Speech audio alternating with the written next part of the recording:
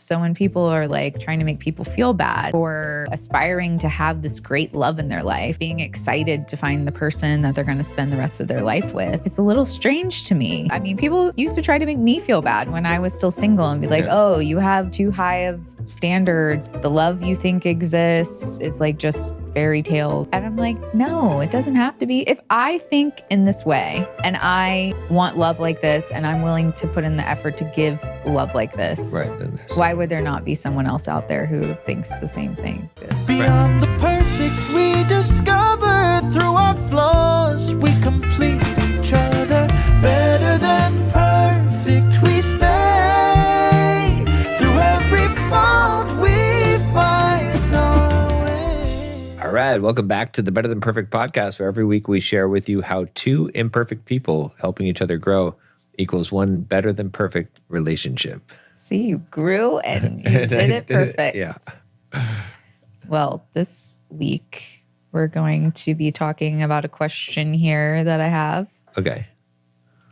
And it is it realistic or unhealthy to expect your partner to be your best friend, lover, and primary source of emotional support? What do you think? Best friend, lover, and primary source of emotional support. Yes. So I think that, okay, definitely best friend and lover is realistic. Yes. Mm-hmm. Primary source of emotional support. I guess if you say primary, then even if whether you're a man or woman, I think that's still probably true. The only reason why I'm doubtful on the third one is that it shouldn't be your only. Mm-hmm. And especially as a man, it's a little bit different, right? Like, for a man, probably his primary source of emotional support with negative emotion should be his peer group of other men, like his fellowship with other men, because like some of those negative emotions of like doubt and fear and self-confidence issues, those ones he should be looking for support from other men as opposed to his wife, because it won't be a good result. But not to say that like he shouldn't rely on her for some emotional support, obviously, but in a different way. And whereas a woman, I think it should be absolutely like the man should be her primary emotional support. Yeah. I mean, I think there we go, done. That I think that even for men, like I hear what you're saying, but in my mind, it just feels like also what women would talk to their other women friends about. Like it's more secondary stuff. Because I feel like if a man doesn't have the emotional support, like kind of like we talked about with the how to handle your hurt and things like that. Yeah. I feel like if you don't have that under control and those sort of things in your relationship, then just everything's going to be a mess. And I'm not saying that like you're not going to have like career struggles or financial struggles or whatever that you don't really want to talk to your wife about. Right. But I feel like everybody, if their like core emotions are out of whack, as in their connection with their partner, then like all the other stuff's just going to be out of whack as well too. Like when I read like primary emotional support, I think more of like the big emotions. Like we talked about, like feeling inadequate or like not needed or like those sort of big things. Yeah. You should be uncovering those with your partner, not with your friends. And like secondary to those things, like the little things like, oh, like the business isn't doing well this week, or like, you know, I'm having a hard parenting week or something. Whatever you're talking to like your friends about, like, yes, I'm not saying those aren't big things, but those are kind of stemming again from the bigger things that we work on with our partners. Does that they're make not sense? foundational to their relationship. Right. They're not the foundational emotional support that I feel like has to come from your partner. Because you can't call your partner your best friend if you don't trust them with the deepest level of support. I think the thing is that a man shouldn't rely on a woman for emotional support. I don't think anybody should rely on anyone. Well, I think a woman should rely on a man in her relationship for emotional support. I do believe that is the case. But a man should not rely on a woman for emotional support. Like, I'm not saying that she can't give it, but he shouldn't rely on it. Like, it shouldn't be the thing that, like, her responsibility. Right. Because it's like what I've talked about before is that as a man in a relationship, you are the shoulder for your woman to cry on. But you don't get a shoulder to cry on as a man. Like, that's not being a man. Like, you know, as a man, you are the shoulder to cry on, but you don't have one. The closest that you have to that is your male, you know, friends who are like your group of male friends who you can express these insecurities and doubts to. But like, as a man, you have to be able to stand up and not rely on emotional support in order to be able to function and do what you need to do, right? It's nice to have at times, but it's not something that you need to rely on. So I think that's the distinction. But I mean, but I think it kind of, you know, the other parts of the equation of like best friend and lover, like, can someone be those things? Like, they should be essentially the heart of the question. Like, yes, they should be those things, like your partner. Because I think one of the things that comes up is like, you know, and Esther Perel has written some books about it, which I've read her books, but I kind of disagree with it, because she says that essentially familiarity is in opposition to attraction, right? So the more familiar you are, the less attracted you are. And so like mystery is attraction. And there's like some level of truth to it. Like I think there's different levels that you look at this, but that whole best friend and lover thing, it's like, she might say, oh, well, if you're best friends, then that will make it harder for you to be lovers, right? And at a very low level, I think that can be true. But at a deeper level, it makes it so that you're a better best friend and a better lover. You know what I'm saying? It's like when you penetrate that level. So I think that's where people would say, okay, you know, if you're too familiar, if you're too much of friends with someone, then the mystery aspect of the sexual chemistry diminishes because it depolarizes. But I think what's left out of that equation is the masculine and feminine aspect of it, right? So if you take two people that are from a masculine feminine standpoint are somewhat neutral, and you make them more familiar with each other, more friends, then the polarization sexually will disappear. But if you take a man or someone who's acting in their masculine and a woman acting in her feminine, and even if there's a friendship, a best friend type relationship with them, because they're still acting from those poles, the sexual relationship will actually increase, not decrease. So I think, and it's a lot of stuff, but does that make sense? Like what I'm saying? It makes sense. Yeah. But I was going to say that, like, in order to not have that happen with the best friend and lovers thing, it's the emotional support that makes those two things able to coexist and not cancel each other out. Explain. Because that's like the deep intimacy part. That's the part that's irreplaceable. Like, that's the part where you're mirroring to each other. Because this is the issue I have with saying that it's different for men. Like, men will never reflect back to you the way that being in a relationship with a woman will to heal those parts of yourself. For sure, yeah. So, like, you can't, and same with women. Like, my female relationships will never reflect back to me the things that you do that I need to heal. For and sure. so that can't be my primary source because they're not even hitting on what I need to actually, the deep parts of myself that I need to work on, and vice versa. Because otherwise I would have been healed when you met me. I was single for a long time and I had a lot of close girlfriends and would talk to them about whatever.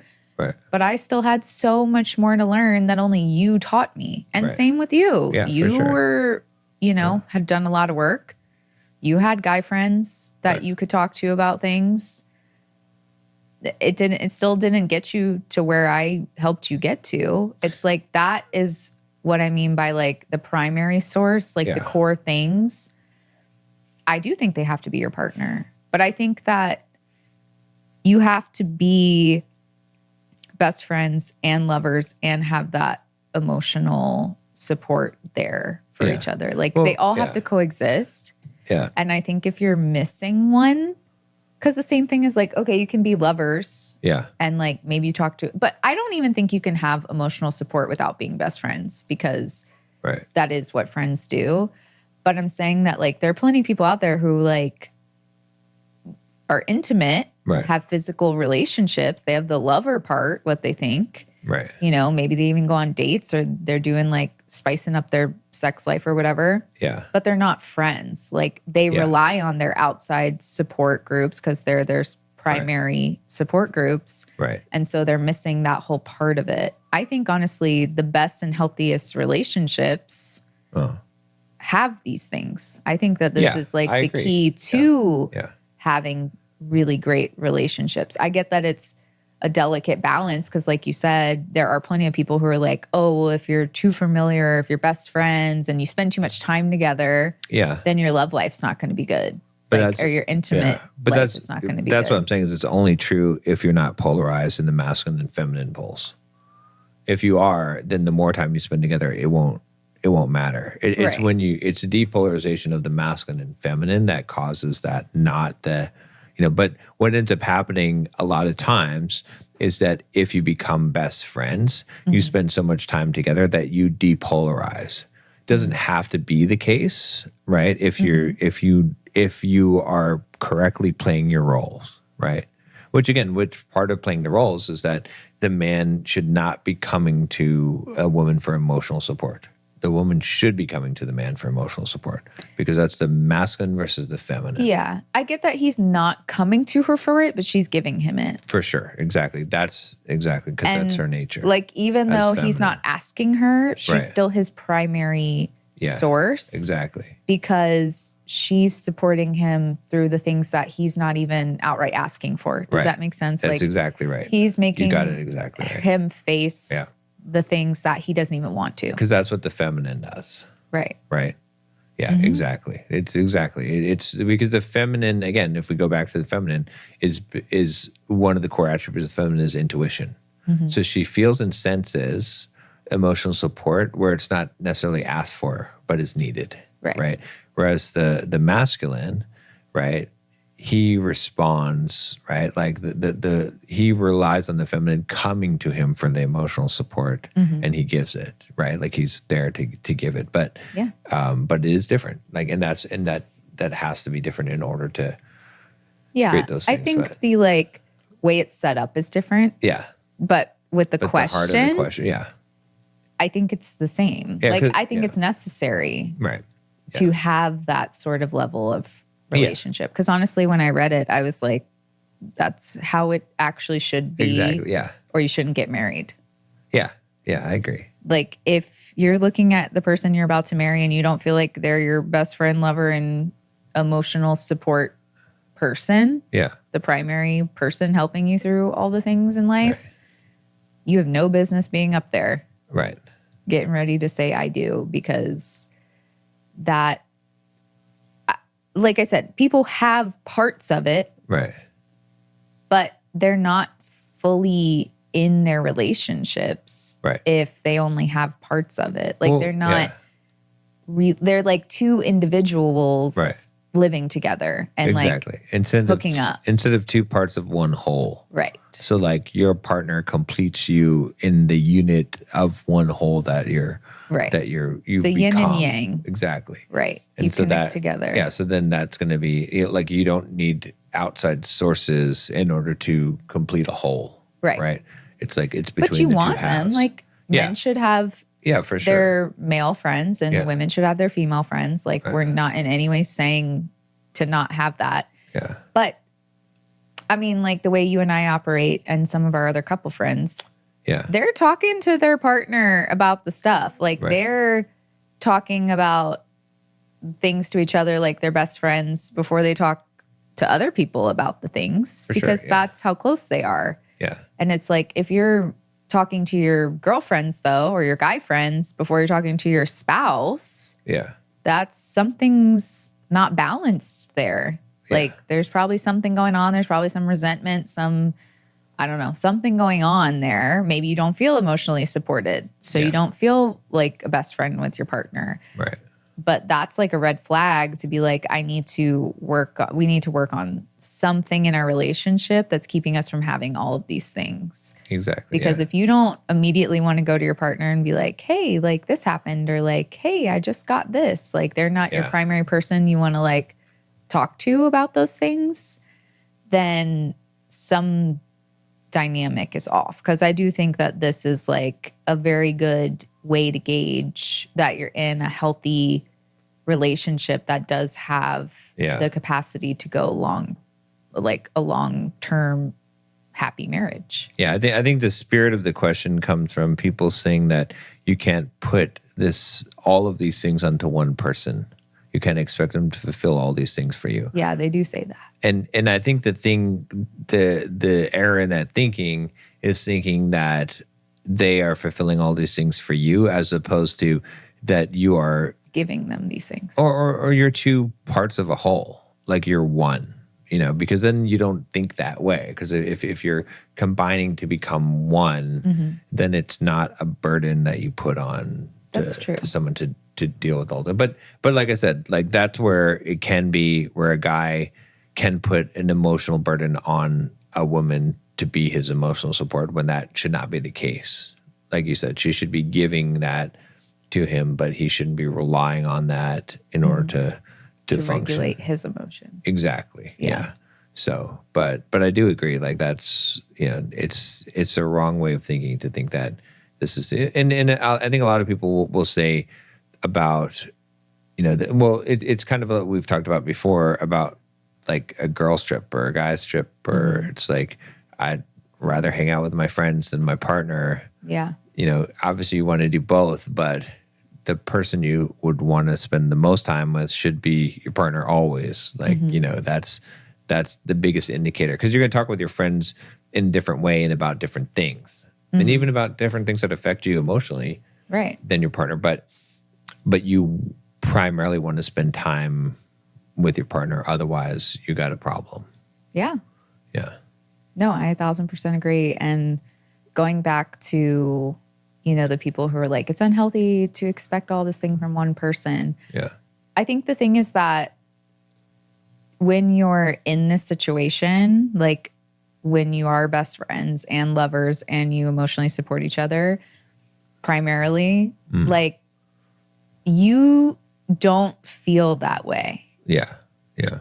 If that makes sense. Like you don't feel like I don't feel like you're asking for too much from me to fulfill those roles. I feel like they are fulfilled because of the relationship we built. Does that make sense? Right. Like I feel like if you have other things going on in your relationship and you're missing some of these and you're like, you're supposed to be my best friend. Yeah, that feels demanding. And that person's they don't understand what that looks like because you guys haven't operated that way. You can't just expect them to do that. But I think when you've built a good foundation with like all the things that we've talked about on how our relationship is built and the rules we have within our relationship and for ourselves, like when you have that, these things happen naturally and it doesn't feel like a burden is being put on each other. Like I never feel burdened that I have to be the one to support you emotionally. Right. Yeah. Or that I'm the primary person, or that I have to see the side of you. I mean, like, there is a time when I see a different side of you than you show other people. Sure. Yeah. And I want to help you for that to not be the case. Right. So because I know what you're capable of and I want you to be able to do that completely. But I know that I'm helping you get to whatever underlying thing is keeping you from doing that. Right. And I want to be able to do that. Does that make sense? Yeah, that makes sense. Yeah. Like, so there's never this like emotional burden of like, oh, I have to help John deal with these. Like, there is some instances where I'm like, okay, like, I wish he would snap out of like this defensive mode he's in and kind of like come back to his baseline, or like where I know he can come back to. Yeah. But at the end of the day, also, I know that you're always working to be better and you're going to work on those things. So like that, I never feel like you're putting a burden on me, or, right, you know, or I don't want to help you with these things because I've seen how you've grown anyway, and I've grown as well. And I would never have been able to do it without you. But it never feels like a burden. It feels like I'm getting to help you at the deepest level that any human can help another human. And that is like a beautiful thing. Yeah. It's not a burden. It's not, can't you go talk to your guy friends? Like, you know, like I want to be the one to help you through the things in your life that no one else has been able to help you through. Yeah. Like I want the honor of doing that. Like it's an honor. Yeah. But people are like, oh, you can't put that burden on somebody. If you're viewing it that way, well, you're going to be miserable. I mean, I think part of it too is it's like, you know, where it kind of comes from is you, at the same time, you can't expect someone else, anyone to make you happy or to like, you know, so it's like, I think sometimes it can be like, okay, you're needing all these things it's coming from a neediness place of like, in order to be okay, you need to like validation or these things that are not going to actually ever make you feel better. Yeah. Like we talked about before in other episodes, is that your partner needs to be an addition to your life. Like it's not your cure for loneliness. You have to be okay with yourself first and with being alone and be self-sufficient. And then to be with someone is a plus. It's bonus. Yeah. It's above zero. It's not, it brings it to level. You know what I'm saying? Like if you're negative and then this person brings you up to just normal, that's not good. Like that's like you need to be operating already at that level or above that level, and then they bring it even higher in your life. So they're an asset for you to have in your life, not something that you need in order to, you know, because then it does become a burden, right? If it's like, if my happiness is completely dependent on you, that's a burden on you. You know, if it's like, if I'm like, I'm putting these, my emotional state onto you, then that becomes a burden, right? You know, not to say that we don't, you know, obviously influence those things, but I think that's the thing. But being best friends, being a lover is not a burden. It's just a matter of like, you have to already be okay on your own, and then this person in addition to your life. I guess I just view the emotional support not as like fixing it, right, but as being the support, like giving that and like giving the person the opportunity to see these things or see it in a different way or things like that. Like not as necessarily like fixing it. Right. But being the one that is there for the hard things. Right. Just like when we talked about with the grieving process, right? It's like you have to be open to your partner about what's going on and share that pain and go through that with them, not just close yourself off. So, yeah. No, yeah. Yeah. But I think that, I don't know, again, like, because I know people are going to say like, that's not healthy. That's why they said, is it realistic or unhealthy? Oh, I see. Yeah. Just trying to hit on all the. Yeah. Well, what's unhealthy about it? You know, that's the question I would say. Is like, that's a good question. I mean, I think that honestly, people probably think we're unhealthy in a way. We spend all of our time together and like, that's not healthy. You need to, you know, I don't know, do other things. Yeah, like, I mean, we hang out with our friends. We have Yeah. other friends. We do that, but we Yeah. enjoy our time together, and we spend basically all of our time together. Yeah. And we tell each other all the things, and we support each other. And I'm not saying that our way is perfect, but I think it's a lot better than a lot of the other relationships that I had previously been in, and other ones that I have seen glimpses of. Yeah.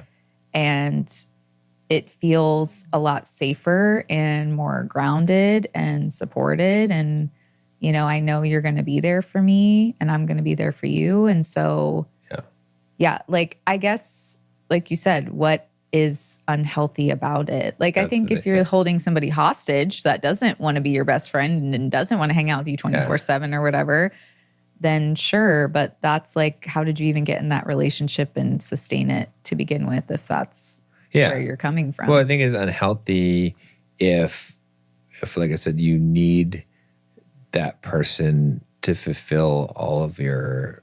Like, you need them to be happy so you can be happy, or you need them to like validate you so you feel better about yourself. Yeah. Yeah. It should be it's like, okay, the reason why I want to spend my time with you, all my time with you, and be around you is because I like that. It's better than not because you need something from exactly. me. Like, if I didn't do that, then I would be miserable. Like that, you know what I'm saying? Like that's because also when you put it that way, then it's like any substitute would do. Right. You know, but it's That's like, true. you know, it's like I'd be happy on my own, but I'm happier with you, as opposed to I can't be happy on my own. Like, So I I can just only be need happy when I'm with you. there. Yeah. Exactly. Yeah. Yeah. But I think that like this, you're right. I think that this question, I don't know, again, maybe it's because of our relationship. That's where I'm viewing it from. Yeah. It just felt deeper than that to me. But you're right that maybe that's where people get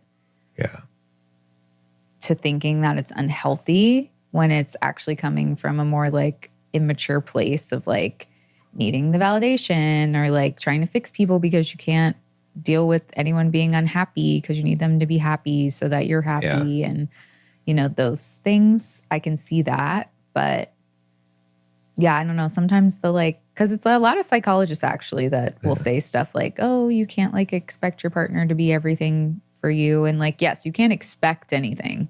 Yeah. But at the same time, I feel like if you want to be the best partner you can be, you're going to want to do these things for your partner anyway. Yeah. You're going to want to be closer to your partner. You're going to want to be their best friend. You're going to want to be their lover. You're going to want to be their emotional support. Yeah.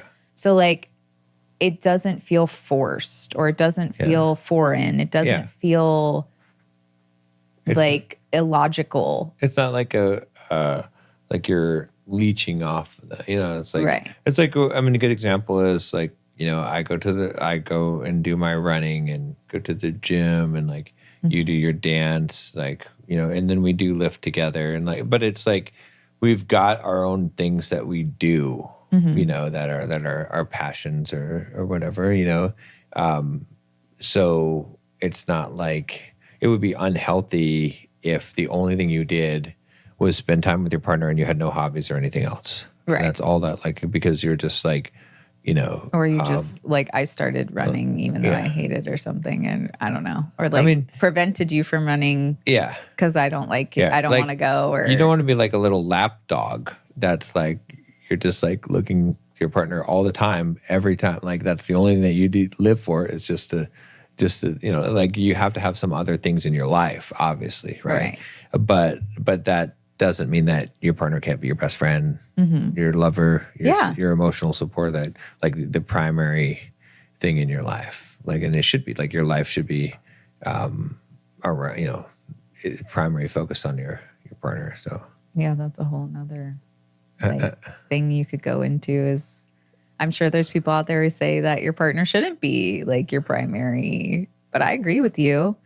Like, it confuses me when people are like, oh, like, you shouldn't look forward to like getting married, or being in a relationship should not be something that you like aspire to or look forward to in your life. And That's just never really made sense to me. Yeah. And maybe it's because those people might be coming from like a bitter place or something. But I don't think that they're like, I don't know. I guess when people try to make people feel bad for being extra invested in their romantic relationships, especially if they're married, it's just really odd to me. Yeah.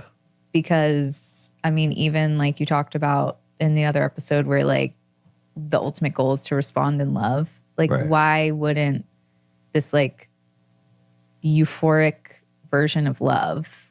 Because like you love your family, you love your friends, but your romantic love exceeds that. I mean, you have the intimate part. Like it should exceed it because you're not intimate with those other people in your life. You don't have that added element to elevate this version of love. So when people are like trying to make people feel bad for, you know, aspiring to have this great love in their life or being excited to find the person that they're going to spend the rest of their life with.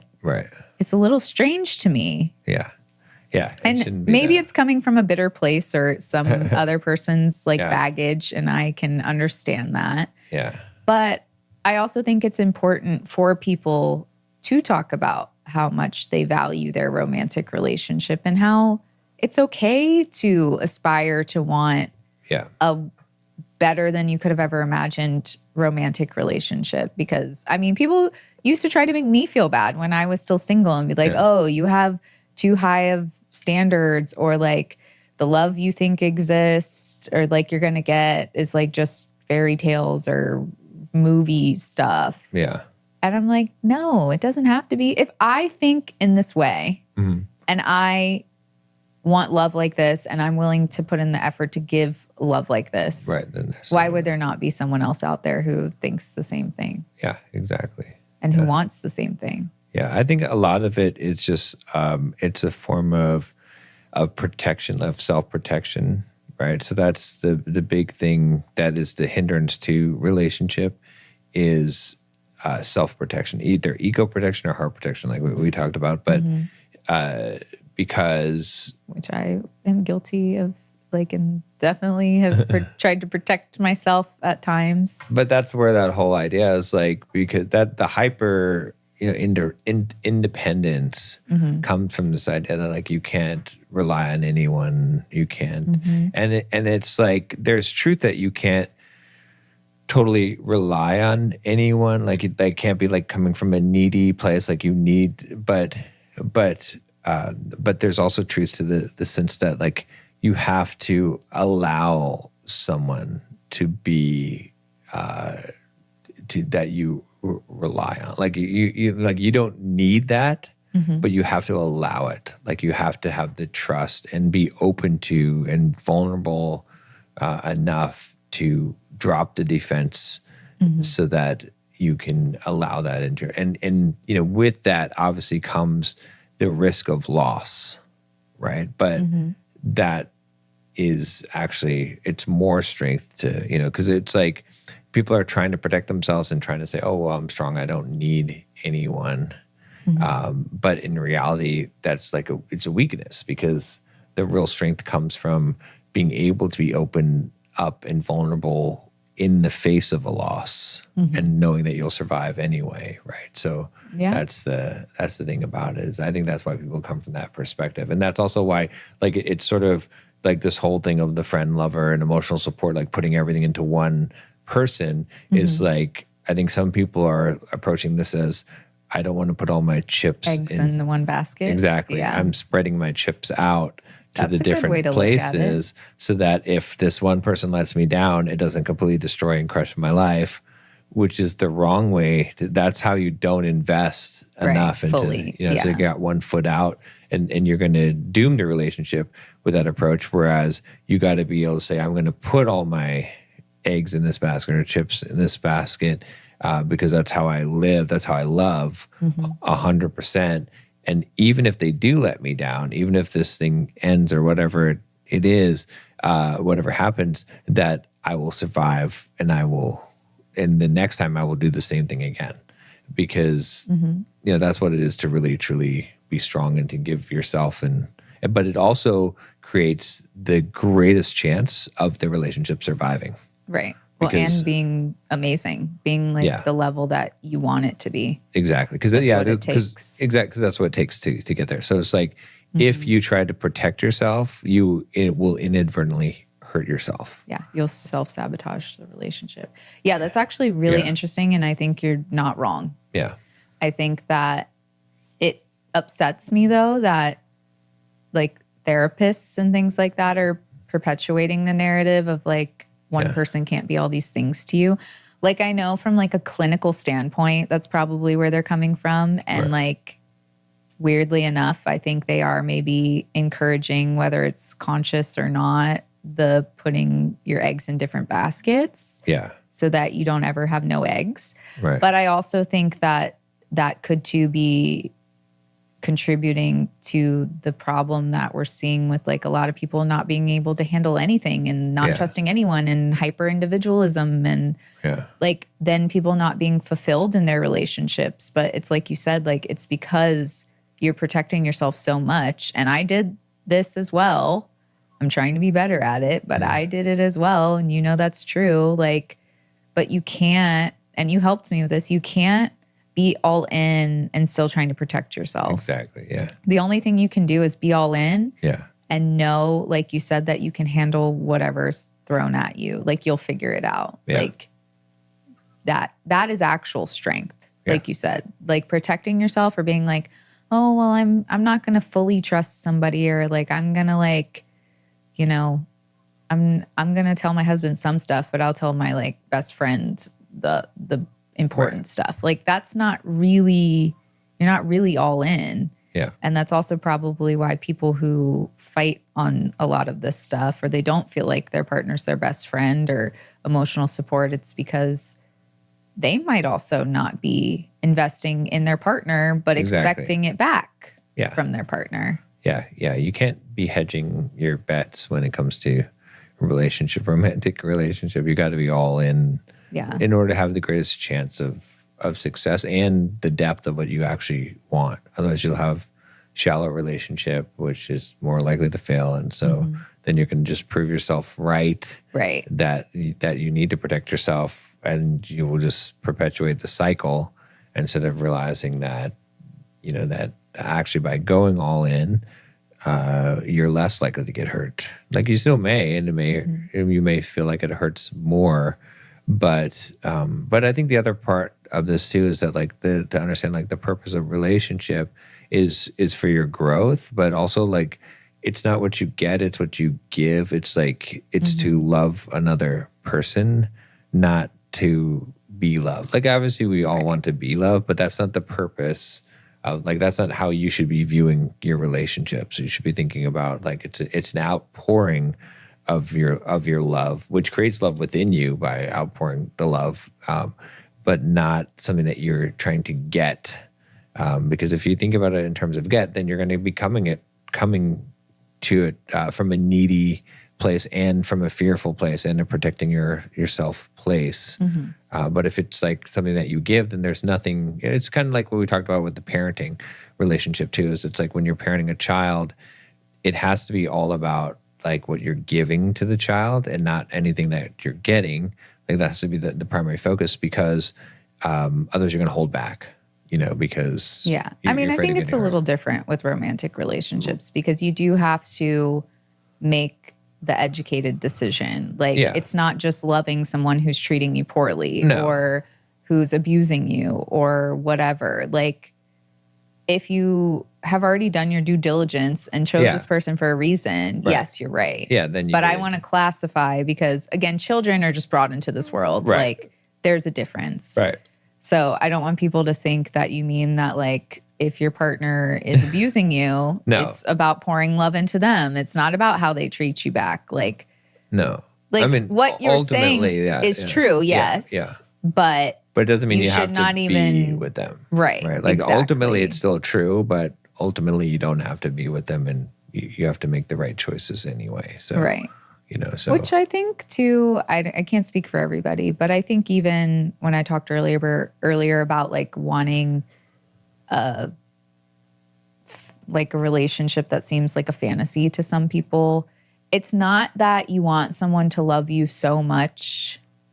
It's that you want it to be mutual, or at least feel mutual. Right. You want somebody that's putting in what you're putting in, and like experiencing that sort of like synergy together. Right. Like, I don't even think it's necessarily about what you get from the other person. I think it's just that, because I think when you're in that dynamic where both people are invested like that, it's not even like, yes, I can feel your love, but it feels more like oneness. Right. I don't know how to describe it. No, like, it's not like I'm focusing on like, oh, like you make me feel so loved. It feels like the unit of you and I together is like pulsating love. Right. I don't know how else to describe it. It sounds ridiculous, but yeah, no, I get what you're saying. Like, it doesn't necessarily feel like, okay, well, you're giving me love, you're saying these nice things, and then I say the nice things back to you, and like we're exchanging it. It feels instead like we're pouring into this, again, like yin and yang, and it's just radiating what we're pouring into each other outwards. Maybe that's like too far for people to understand, like too far off the rocker. But I think it makes sense. I mean, it's also like the microcosm for the bigger thing that's happening in reality, right? It's like, ultimately, it's not about you, right? It's like you're part of one larger thing, right? And so trying to get love, is like get validation is all a focus on the single self ego. Whereas in reality, like the relationship is a microcosm for the larger idea of oneness, right? Because there's a bigger idea of oneness that supersedes all of us, that we're all one of one thing of the source.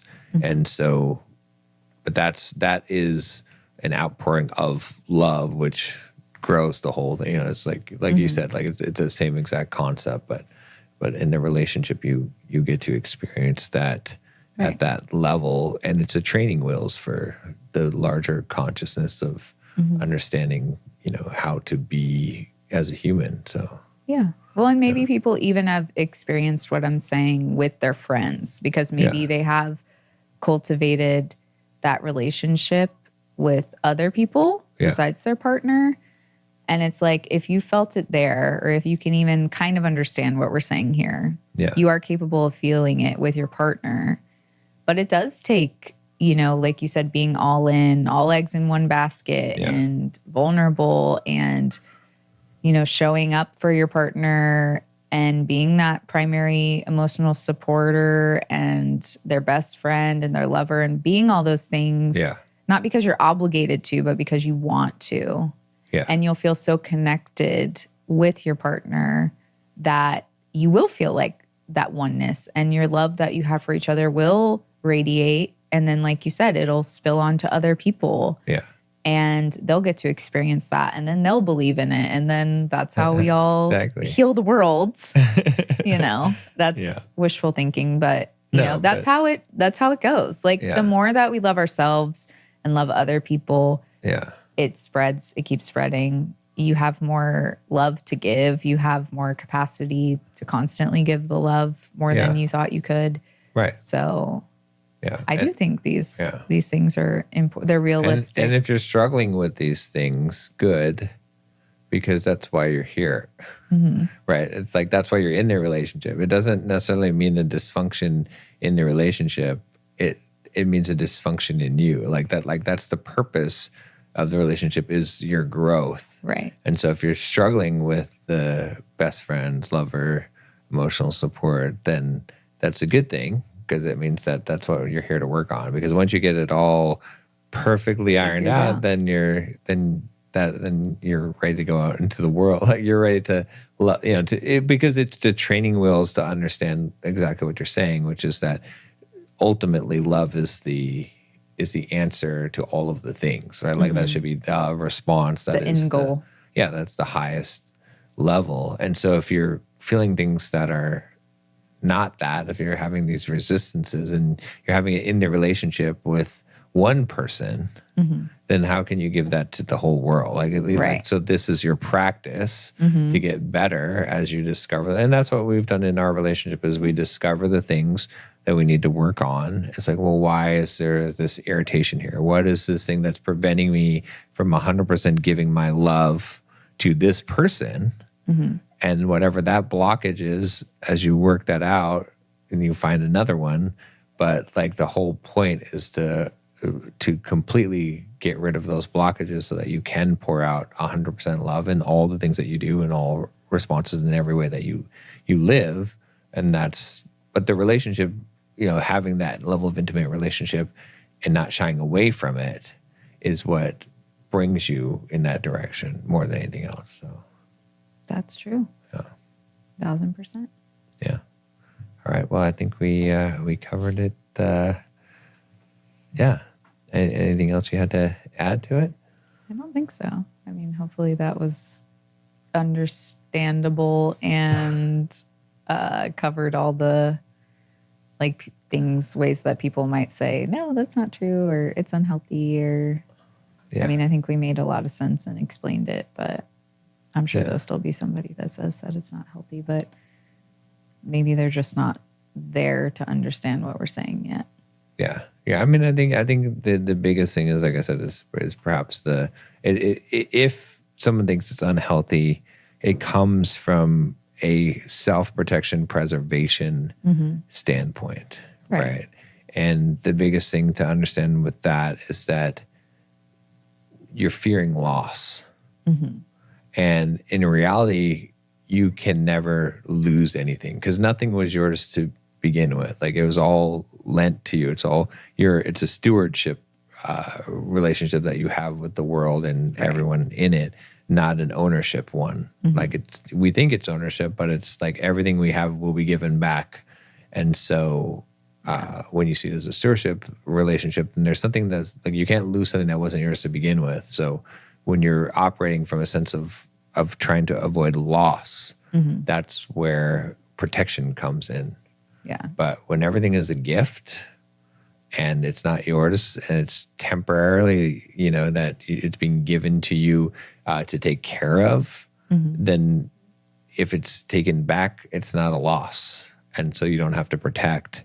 Yeah. And then you can, so otherwise, because I don't see any other perspective that you can come from where you say that this is unhealthy or, unrealistic.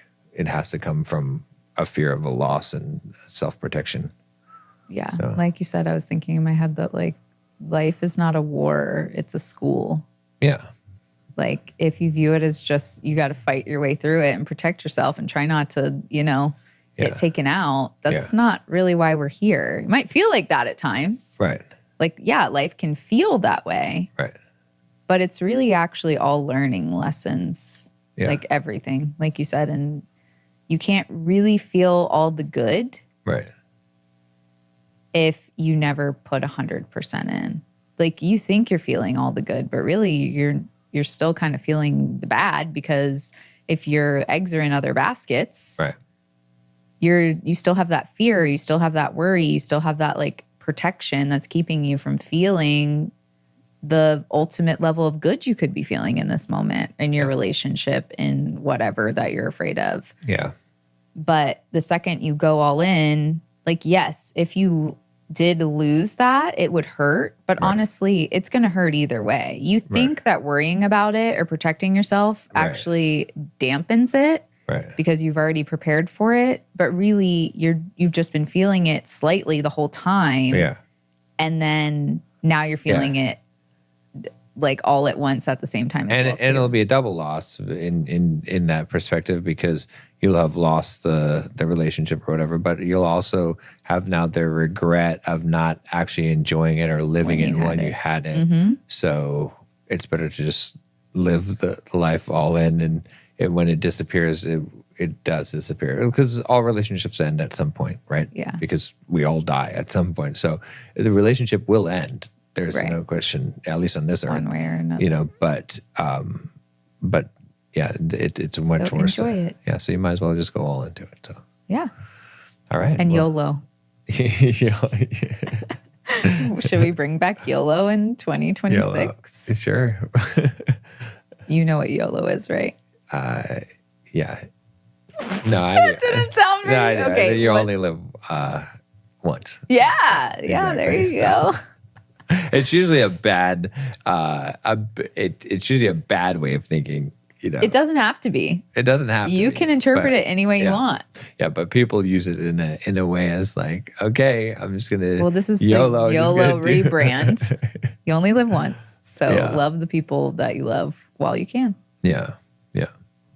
Well, there you have it. All right. Well, that's it for this week. If you have a question for us, email us at betterthanperfectpodcast@gmail.com. And if you want to follow us and subscribe and share support, betterthanperfectpod.com. And as always, share this episode with someone who needs it. Who needs the YOLO? Yeah, exactly. YOLO. All right. We'll see you next week. Take care. We find